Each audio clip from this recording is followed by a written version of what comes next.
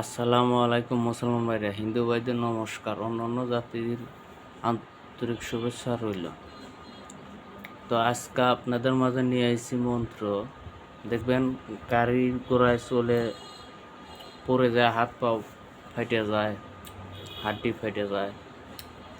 তো সেই মন্ত্র নিয়ে আইছি, তেল পড়া মন্ত্র। সেই তেল পরে ওইখানে বসন করলে হাড্ডিটা ফেটা হাড্ডি জোড়া লেগে যায় ধীরে ধীরে। তো চলুন মন্ত্রগুলো শুনুন, নিয়ম কারণ শুনুন।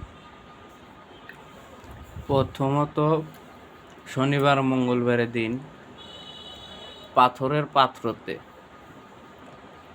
সরিষার তেল কিনে নিয়ে আসবেন। আনার সময় কারোর হাতে কথা কবেন না। তো ওই তেল যে জায়গায় ফাইটে গেছে হাড্ডি, তো এই জায়গায় মালিশ করবেন আর মন্ত্র বলবেন। মন্ত্রটি হচ্ছে, সামনে রে সামনে রক্তের দাগ নেই, বাংলো অঞ্চল লাগলো জোড়া, নিচু পুকুরে উঁচু পার, তাই তো পুকুরে ভাঙলো পার, তাই তো বলে হাত ভাঙ্গিস না, ফু দিলে থাকিস না, কার আগে কামরূপ কামাখ্যা মায়ের আগ, কামরূপ কামাখ্যার আগ, দোহাই মা কামাখ্যা, দোহাই মা কামাখ্যা, দোহাই মা কামাখ্যা, দোহাই মা কামাখ্যা।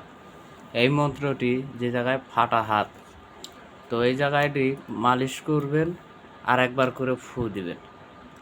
তিনবার মন্ত্র বলবেন, তিনবার ফু দিবেন। এবার মন্ত্রটা মুখস্থ করলেই সিদ্ধ হয়ে যাবে।